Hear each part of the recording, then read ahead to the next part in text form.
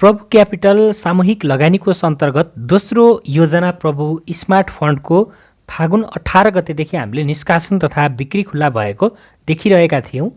प्रभु क्यापिटलको व्यवस्थापनमा सञ्चालनमा आउन लागेको यस फन्डले प्रति इकाइ 10 रुपियाँ अङ्कित दरमा 80 करोड बराबरको 8 करोड इकाइ चाहिँ जारी गर्न लागेको छ।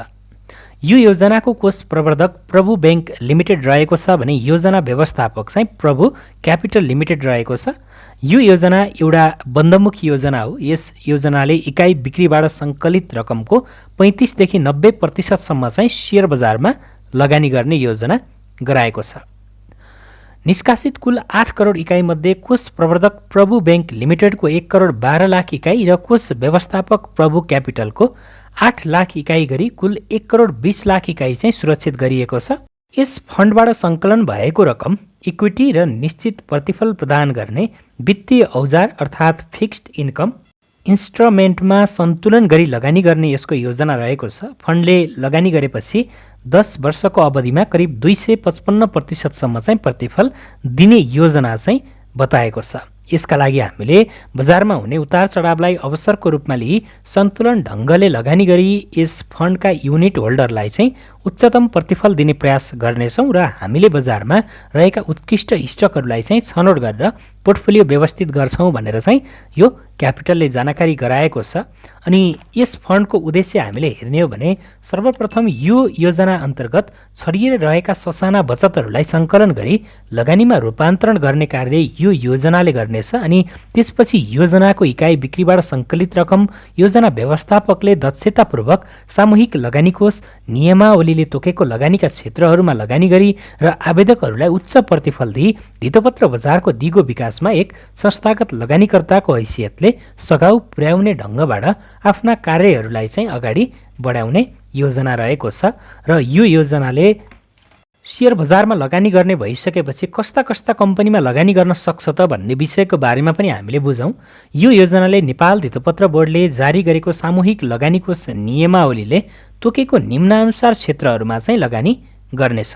जस्तो कि बोर्डमा दर्ता भएको धितोपत्र, सार्वजनिक निष्कासन भएको धितोपत्रमा, धितोपत्र विनिमय बजारमा सूचीकृत सङ्गठित संस्थाहरूको धितोपत्र, नेपाल सरकारले जारी गरेको वा नेपाल सरकारको जमानत वा पूर्ण सुरक्षित हुने गरी सरकारी स्वामित्व वा नियन्त्रणमा रहेको कुनै संस्था वा नेपाल राष्ट्र ब्याङ्कले जारी गरेको ऋणपत्र, ट्रेजरी बिल तथा मुद्रा बजारका अन्य साधनहरूमा चाहिँ यसले लगानी गर्नेछ।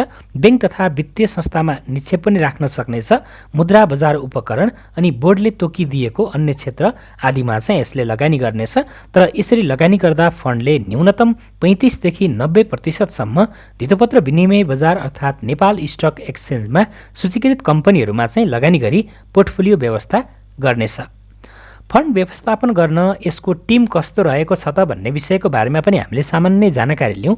यो प्रभु क्यापिटल अन्तर्गत लगानी टिमभित्र नेपाली पुँजी बजारका साथै अन्तर्राष्ट्रिय पुँजी बजारमा काम गरिसकेका अनुभवी तथा यस क्षेत्रमा विज्ञता प्राप्त गरिसकेका विज्ञहरू सहितको व्यावसायिक टिम रहेको छ।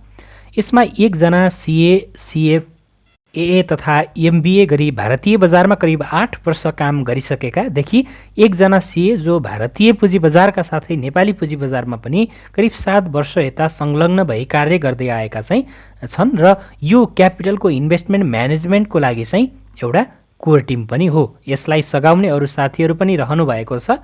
प्रभु क्यापिटलको उच्च व्यवस्थापनको नेतृत्व गर्नुहुने प्रबन्ध सञ्चालक दिनेश थकाली सीए हुनुका साथै नेपाली ब्याङ्किङ क्षेत्रमा 1 दशकभन्दा बढीको अनुभव चाहिँ उहाँसँग रहेको छ र प्रभु क्यापिटलले लगानी सम्बन्धी कार्यलाई व्यवस्थित गर्नको लागि अलग्गै लगानी कमिटी पनि गठन गरेको छ। अनि यसमा नेपाली पुँजी बजारमै विशेष दखल भएका तथा एक पुँजी बजारकै क्षेत्रमा 2 दशकभन्दा लामो अनुभव हासिल गरेका सफल व्यक्तित्वहरू पनि हुनुहुन्छ। साथै अर्कोतर्फ प्रभु सामूहिक लगानी कोष अन्तर्गत नियुक्त हुनुभएका सुपरभाइजरहरू पनि व्यवस्थापन, प्रशासन, पुँजी बजार लगानी विश्लेषण एवं अध्यापनको क्षेत्रमा लामो समय काम गरेको अनुभवी व्यक्तित्वहरू पनि रहेका छन्। अब हामीले एउटा सामान्य कुरा के बुझौँ भने हामीले यसमा लगानी गर्दा चाहिँ कतिसम्मको प्रफिट लिन सकिएला अथवा यसको चाहिँ एउटा प्लस पोइन्ट के रहेको छ त त्यस विषयको बारेमा एउटा सामान्य जानकारी लिउँ। अनि त्यस पछाडि म आफूलाई लागेको कुरा पनि भन्नेछु। अनि यसमा लगानी गर्ने भए हामीले कसरी लगानी गर्न सकिन्छ त्यो विषयको बारेमा पनि तपाईँहरूलाई चाहिँ जानकारी गराउँदै जानेछु। बजारमा अहिले धेरै सामूहिक लगानी कोषहरू सञ्चालनमा रहेका छन्। ती सबै योजनाहरू चाहिँ आफ्नै प्रकृतिका रहने गर्दछन्। तिनीहरूको उद्देश्य पनि भिन्न भिन्नै रहने गर्दछ। प्रभु स्मार्ट फन्डको पनि प्रकृति अरूभन्दा भिन्न रहेको छ। साथै यसको उद्देश्य र यसले गर्ने कार्य संरचना पनि अन्य फन्डहरूको भन्दा चाहिँ भिन्न रहेको छ भनेर जानकारी दिएको छ हामीलाई। अन्तर्राष्ट्रिय पुँजी बजारमा हेर्ने हो भने ग्रोथ र भ्यालु बेस्ड लगानी रणनीतिलाई उत्कृष्ट रणनीति मानिन्छ। तसर्थ पनि लगानीकर्ताहरूले आफ्नो लगानी वृद्धि तथा उत्कृष्ट प्रतिफल प्राप्तिका लागि यस्तो रणनीतिक युक्त म्युचुअल फन्डहरूलाई चाहिँ बढी महत्त्व दिएको पाइन्छ।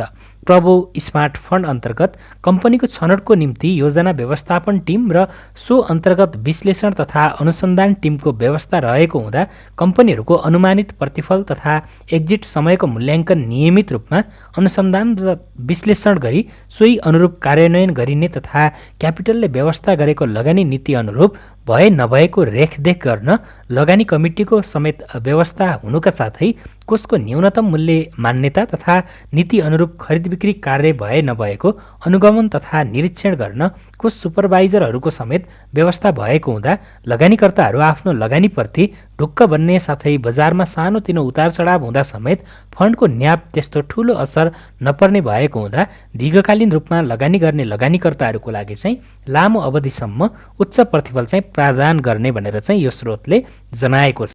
अन्तमा हामीले बुझ्न जरुरी के छ भने यदि हामीलाई मार्केटमा दिने टाइम एकदमै धेरै छ, मार्केटको बारेमा हामीले केही कुरा बुझिएको छ, हामीलाई कस्तो अवस्थामा मार्केटमा इन्ट्री गर्ने, कस्ता कम्पनीमा हामीले लगानी गर्ने भन्ने विषयको बारेमा यदि जानकारी छ भने हामीले यस्ता म्युचुअल फन्डहरूमा लगानी गर्नु पर्दैन।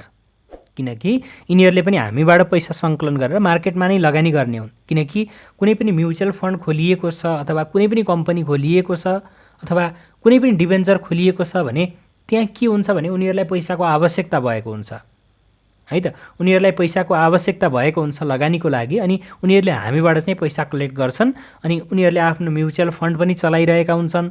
जस्तो कि यदि कसैले म्युचुअल फन्ड खोलेको छ, मानौ यही प्रभु क्यापिटलले खोलेको छ भने उसले आफ्नो सबै कस्टहरू कटाएपछि बच्ने प्रफिट त उसले हामी लगानीकर्ताहरूलाई वितरण गर्ने हो नि हैन।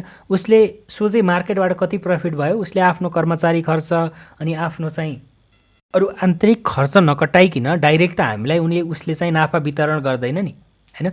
त्यस कारणले गर्दा चाहिँ हामीले के बुझ्न जरुरी छ भने एक हिसाबले म्युचुअल फन्डहरू पनि हामीबाटै पैसा सङ्कलन गरेर सेयर मार्केटमा लगानी गर्ने हो हैन। त्यस कारणले गर्दा यदि हामीलाई मार्केटबारे अलिकति जानकारी छ, मार्केटबारे बुझिएको छ, कति बेला इन्ट्री गर्ने कति बेला एक्जिट गर्ने भन्ने विषयको बारेमा यदि हामीलाई चाहिँ राम्रोसँग जानकारी छ भने हामीले म्युचुअल फन्डहरूमा चाहिँ लगानी गर्नुभन्दा आफैले डाइरेक्ट सेयर मार्केटमा चाहिँ लगानी गर्नु एकदमै धेरै चाहिँ राम्रो हुन्छ। तर यदि तपाईँ चाहिँ मार्केटबारे त्यस्तो धेरै जानकारी छैन भने तपाईँहरूले म्युचुअल फन्ड थ्रु चाहिँ सेयर मार्केटमा लगानी गर्न पनि सक्नुहुन्छ। र अनि अर्को कुरा भनेको चाहिँ यही म्युचुअल फन्डमा हामीले लगानी गरियो भने पनि हामीले अब न्यूनतम पनि 1 वर्ष 2 वर्षको लागि हेरेर हुँदैन यसमा हैन। यसमा 1 वर्ष 2 वर्षको लागि हामीले 1000 2000 लगानी गरेर त्यस्तो ठुलो प्रफिट चाहिँ हामीले गराउन सकिँदैन। तर तपाईँले 5-7 हजार लिएर चाहिँ कमसेकम 8-10 वर्ष यसमा चाहिँ टाइम दिनुहुन्छ भने पक्कै पनि यसबाट पनि तपाईँले राम्रो प्रफिट चाहिँ लिन सक्नुहुन्छ। तर मेरो विचारमा चाहिँ हामीले त्यो 8-10 वर्ष यसमा दिनुभन्दा हामीले डाइरेक्ट नै राम्रो कम्पनी छनौट गरेर त्यो कम्पनीमा नै लगानी गर्ने हो भने अझ त्यताबाट चाहिँ राम्रो प्रफिट आउँछ जस्तो चाहिँ म आफूलाई लागिरहेको छ। किनकि अहिले मार्केट बियरिश ट्रेन्डमा छ, धेरै कम्पनीको सेयर मूल्य 52 विकको लोमा रहेको छ भनेपछि हामीले त्यता लगानी गर्न सकियो भने अझ राम्रो र अझ छिटो मुनाफा चाहिँ गराउन सकिन्छ जस्तो लाग्छ। र हजुरहरूलाई चाहिँ यो प्रभु स्मार्ट फन्डको बारेमा चाहिँ उठेका प्रश्नहरू र आफ्नो विचार के छ कमेन्टमा राख्न नभुल्नुहोला। अनि यस्तै विषयवस्तुमा आधारित भिडियोहरू हेर्नको लागि चाहिँ हाम्रो च्यानललाई सब्स्क्राइब गरी साइडमा रहेको बेल आइकनलाई पनि क्लिक गर्नुहोला। र हजुरहरूको बाँकी समय एकदमै शुभ रहोस्। धन्यवाद।